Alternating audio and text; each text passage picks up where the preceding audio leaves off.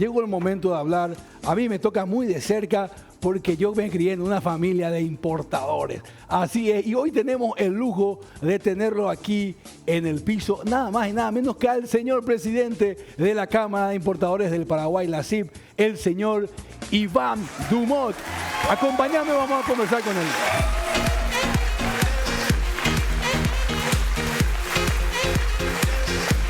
Presidente.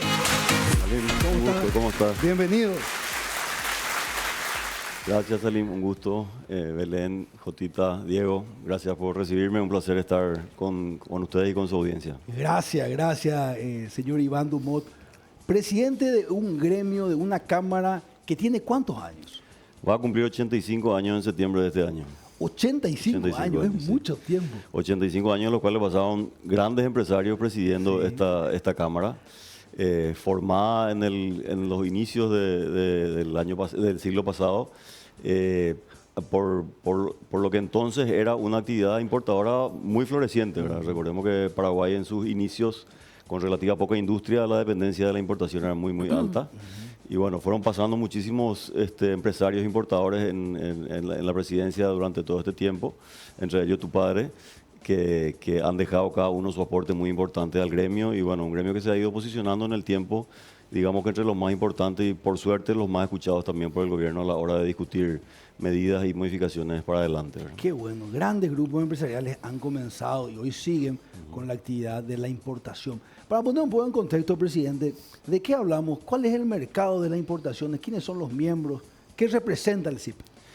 Bueno, el CIP reúne entre sus asociados, que son 500 y pocos, el 80% de la importación total del país. Y ese tamaño de importación representa casi el 40% del PIB del país. Es decir, que no es menor el peso de lo que representamos en la economía nacional realmente, ¿verdad? Es muchísimo. Y para poner un poco en contexto que vamos a hablar del grado de inversión, hablamos de una economía de hace 20 años que rondaba, hablando de PIB, 6.000 millones de dólares, y hoy hablamos de 45.000. Y ha acompañado ese crecimiento de ese 40%. Así es. Qué importante es eso. Y hablando de la actividad, para poner en contexto con la gente, para empatizar, la importación, ¿a qué nos referimos? Bienes de consumo masivo, materia prima, para que la gente sepa de qué estamos hablando. Productos que vienen de afuera. Empecemos por el combustible, ¿verdad? Un elemento que utilizamos todo el día todos, y básicamente no tenemos producción local, 100% importado. A partir de allí, materia prima para muchísimas industrias. Hay pocas industrias nacionales que son 100% autosuficientes. Muchas de ellas necesitan parte de sus insumos, por lo menos, como elementos de importación. Sigamos por todo lo que es la producción agrícola o ganadera. Se necesitan muchísimos insumos, maquinarias, equipos, cubiertas, etcétera. Y por último quedarían, digamos, los bienes de consumo, ¿verdad? Que en algunos casos tendríamos alimentos, bebidas, electrónica, 100% de la electrónica producida afuera, prendas de vestir, calzados, joyas, relojería, infinidad de rubros, interminable la cantidad de rubros que están incluidos en la importación. Y hablando de eso, qué importante lo que está diciendo, las importaciones no se superponen con la industria nacional, se complementan. Al contrario, sí. Yo creo que la importación en muchos casos es un precursor de la industria. Hay muchas multinacionales o empresas que desembarcan en el Paraguay importando sus productos, y en la medida que van viendo el potencial del mercado y sobre todo las buenas condiciones macroeconómicas, los buenos costos que hay en Paraguay, terminan decidiéndose de a poco a poner sus plantas de producción localmente, y bueno, eso obviamente multiplica digamos que el beneficio del negocio para todo el país, ¿verdad? Clarito. Entrando un poco en materia de este presente del Paraguay, esto que sucedió en estos últimos días, últimas horas, el grado de inversión. Hablábamos hace mucho tiempo en el mundo empresarial del anhelo, cómo esto baja a las empresas que son miembros de la CIP. Bueno, primero decir que sentimos esto como un logro conjunto tanto del sector público como del sector privado, ¿verdad? Es decir, si bien el gobierno ha hecho gran parte de esta tarea desde el año 2002 con diferentes medidas y blindando particularmente el Banco Central, el Ministerio de Hacienda, hoy el Ministerio de Economía, para que se vayan dando las condiciones, creo que el sector privado es definitivamente quien ha apoyado ese proceso también, y los gremios fundamentalmente estableciendo reglas claras de juego. Fundamentalmente ese es nuestro papel como gremio, aclarar los procesos, pelear por mejoras en esos procesos, eliminar burocracia y todo ese tipo de cosas son bien vistas desde afuera en la medida que se va progresando, ¿verdad? Entonces creemos que también, a más del logro de la sociedad económica en general del país, es también un premio a los gremios que vienen trabajando en mejorar las condiciones operativas, cada uno en su rubro, digamos, pero mejorar en general las condiciones operativas del país. Es muy importante, eso me gustaría. Vamos a seguir hablando en breve del rol que tiene la sociedad civil en la democracia. Diego Martínez. Bienvenido también a Iván, que tiene datos muy importantes y ya está hablando del grado de inversión. Iván, quiero preguntarte también, en lo que hace a los últimos meses, ¿cómo están notando ustedes esa lucha contra el contrabando, por un lado? Pero por el otro también, cuando se dé de lleno, de fuerza lo que es el grado de inversión y empieza a entrar mucho dinero, ¿cómo sentís que va a estar todavía esa figura del contrabando en nuestro país? Bueno, la verdad que la situación del contrabando tiene sus altos y bajos, ¿verdad? Iniciamos el año con buenas noticias, con los cambios económicos en Argentina. Se dio una reducción importante del volumen del contrabando debido al reposicionamiento del dólar oficial en Argentina. Lastimosamente, con el tiempo, esa brecha entre el oficial y el paralelo se ha ido abriendo nuevamente. Hoy está casi en el orden del 50%. Y eso vuelve a permitir disponibilidad de productos muy baratos en el mercado argentino. Entonces, algunos productos que habían dejado de ingresar hoy vuelven a ser tentadores. Vuelve a aparecer oferta de contrabando cuando creíamos que era un problema que iba a ir superándose de a poco, ¿verdad? Hay un esfuerzo constante del gobierno por reprimir este delito, pero tenemos que ser realistas de que nuestras fronteras son excesivamente permeables. Nuestro mercado es todavía muy poco controlado en el sentido de la capacidad efectiva de control del gobierno en los puntos de venta. Entonces, la lucha tiene que seguir siendo constante y tiene que tener más bien un efecto disuasivo que pretender capturar el 100% del contrabando. Lo importante es marcar el ejemplo de que aquel que comercializa contrabando va a tener consecuencias importantes, o aquel que obviamente hace el paso de mercadería de contrabando también. Y en eso creo que se da un paso importante, porque este año se han hecho intervenciones en los mercados principales, tanto el mercado Abasto como el mercado 4, lugares que antes estaban prácticamente vedados a las autoridades, ¿verdad? Eran tierra de nadie donde prácticamente no se podía entrar.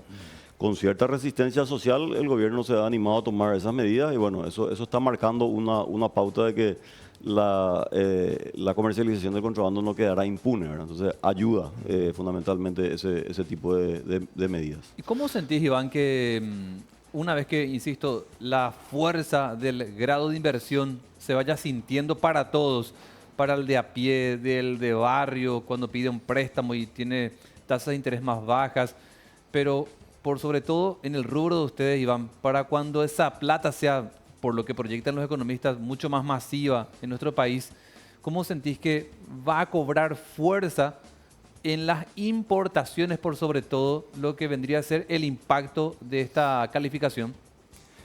Bueno, en el sector propio de las importaciones tendríamos probablemente tres efectos no inmediatos. Hay que esperar que se efectivice, digamos, la presencia plena del grado de inversión en el país. El primero de ellos sería que los importadores en muchos casos somos financiados por nuestros proveedores en el exterior, ¿verdad? Las condiciones de financiación que nos ofrecen tienen que ver con el riesgo país, tienen que ver con una tasa o con una percepción de riesgo que ellos tienen del país, y por lo tanto las condiciones probablemente no sean las mejores que pueden otorgar. Hoy, con esta calificación, esa condición crediticia que obtenemos de nuestros proveedores puede mejorar ostensiblemente, además de que podemos pasar a obtener mejores condiciones de crédito localmente, y también podríamos obtener créditos internacionales a tasa inclusive más barata de la que se obtiene aquí, ¿verdad? Por otro lado, el país pasa a ponerse en otra vidriera, y eso probablemente traiga nuevas empresas interesadas en comercializar sus productos en el país. Obtendríamos una variedad más amplia de productos.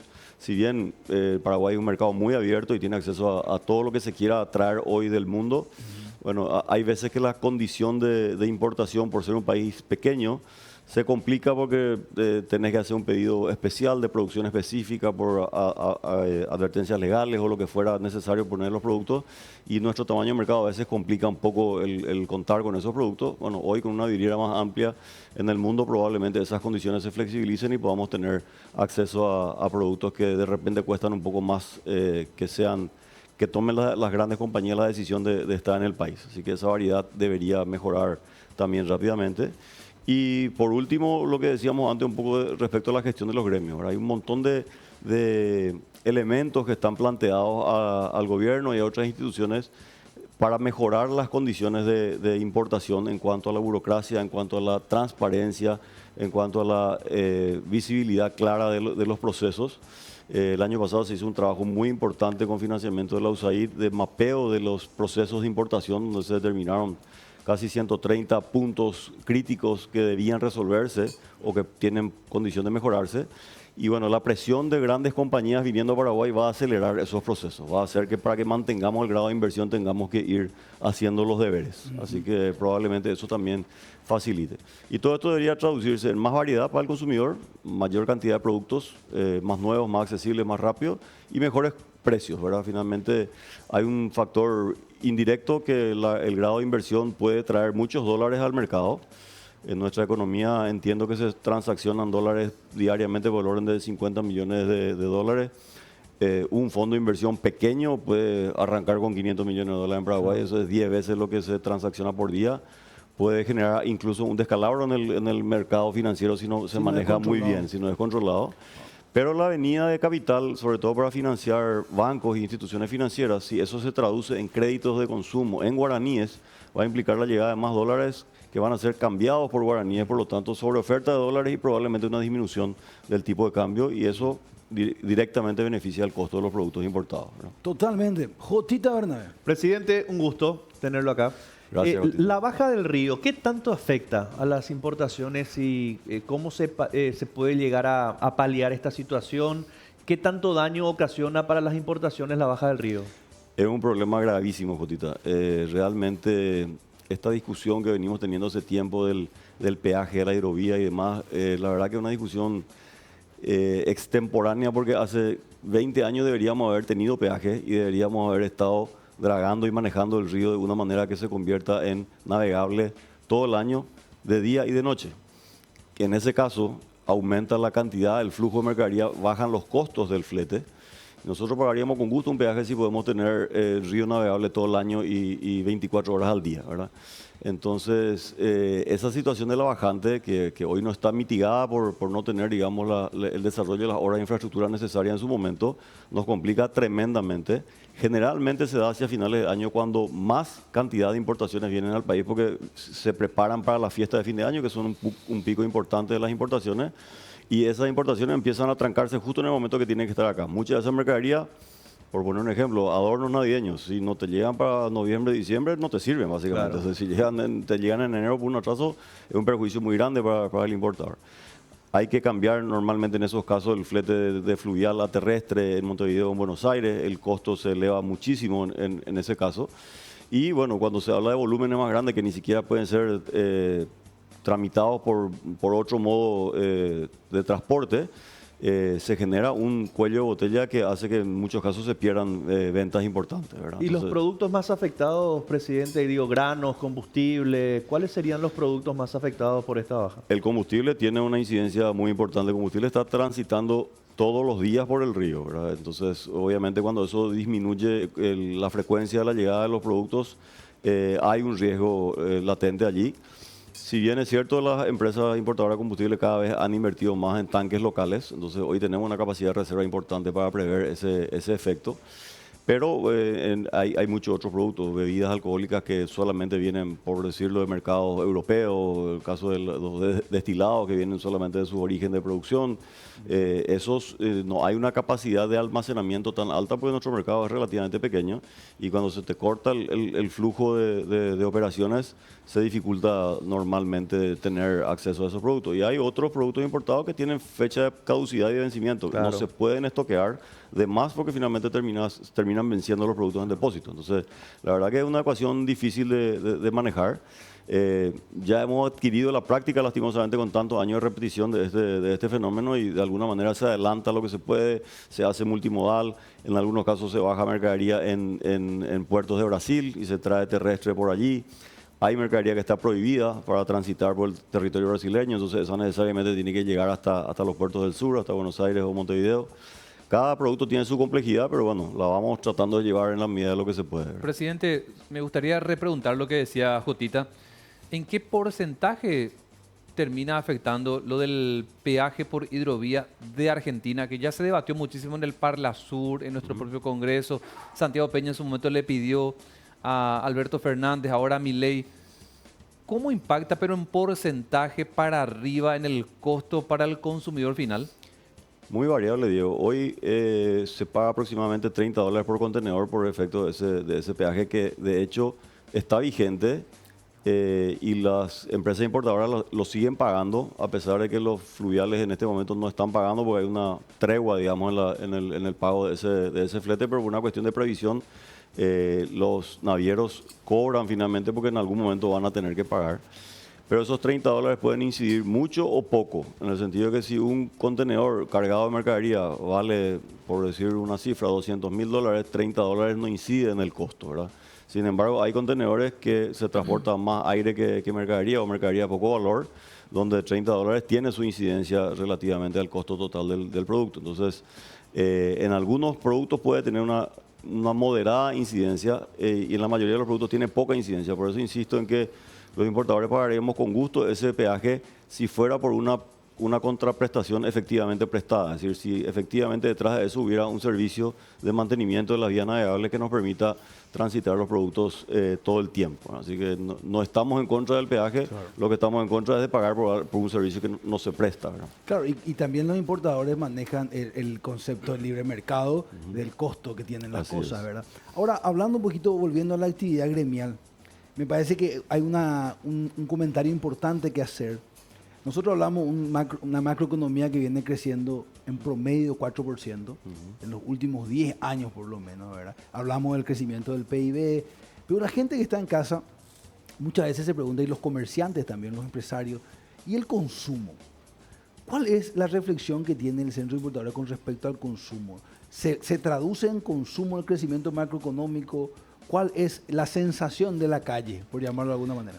Bueno, los números macroeconómicos no se dan de manera inmediata e idéntica en el consumo, pero sí con un pequeño delay el ambiente macroeconómico en el tiempo se va traduciendo también en consumo, ¿verdad? No es inmediato. Si tenemos en un semestre un crecimiento de la macroeconomía del 4%, probablemente recién en el siguiente semestre o el año siguiente se refleja en el consumo. Pero sí, a lo largo de este tiempo el consumo ha ido aumentando al mismo ritmo del crecimiento del país, definitivamente.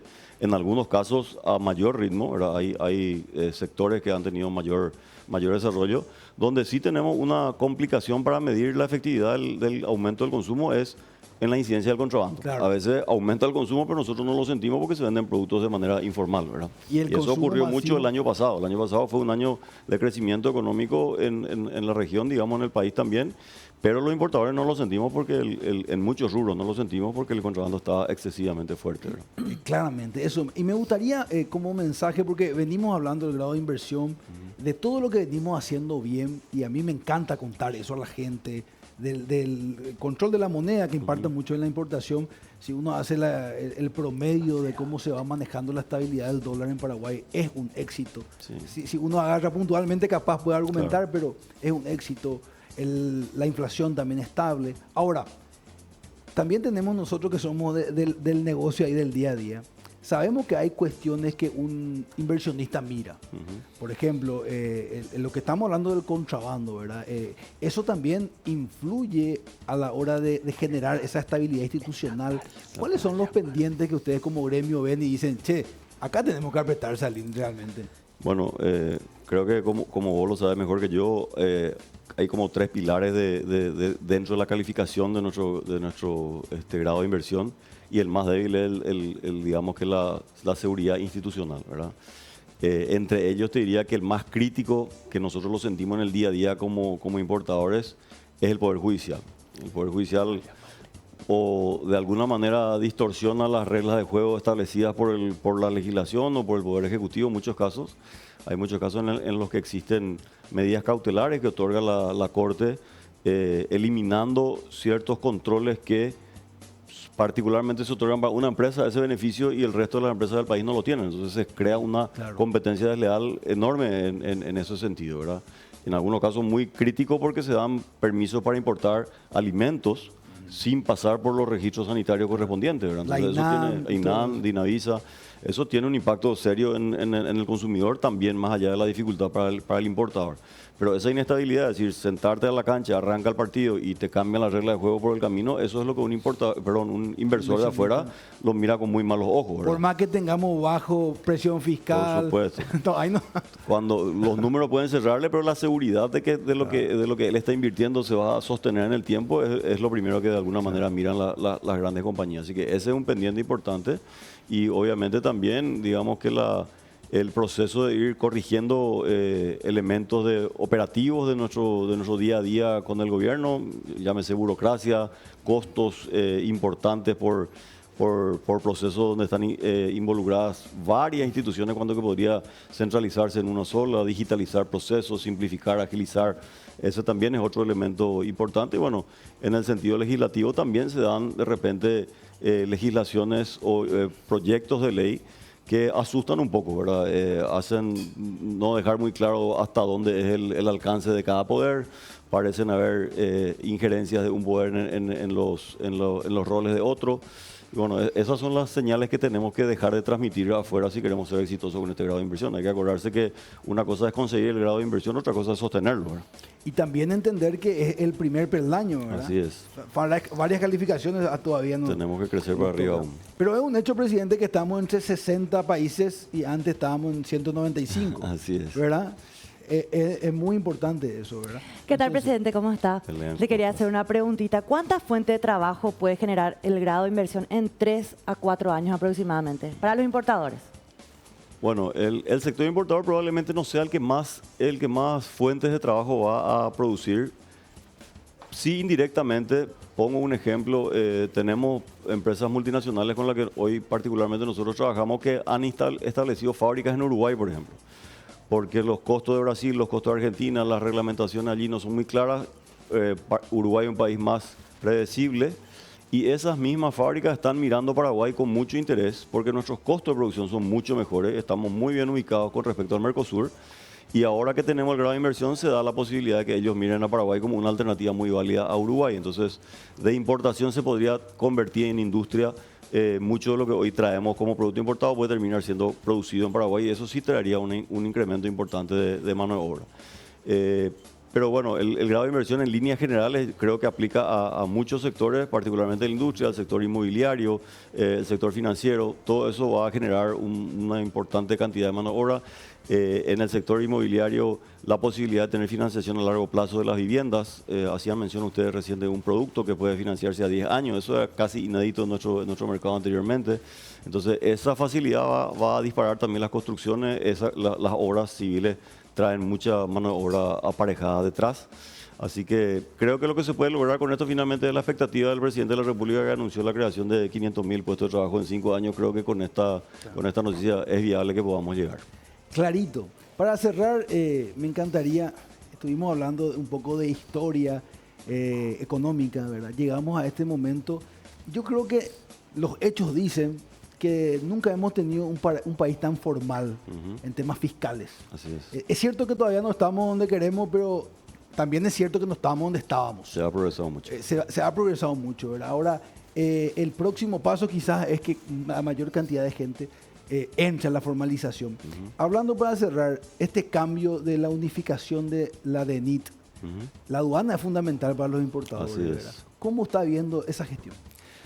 Al principio con mucho temor para ser franco, ¿verdad? Esa unificación, como vos bien decías, la aduana es la columna vertebral de nuestros procesos y esa unificación nos preocupaba, sobre todo si se llegara a dar la unificación del sistema informático, porque se desarrolló con muchísimo tiempo y esfuerzo el sistema SOFIA de la aduana y también en paralelo el sistema Marangatú de la SED, ¿verdad? Si esas dos herramientas se llegan a mezclar, podía ser un cóctel explosivo, ¿verdad? Finalmente eso no se dio, se sigue manejando por separado y se ha dado una integración muy efectiva y muy positiva, sin mayores inconvenientes para los procesos de importación y sí con el beneficio que vos decías de la búsqueda de la formalidad. Hoy se integran datos de aduana con los de la ex-SED, entonces se puede cruzar.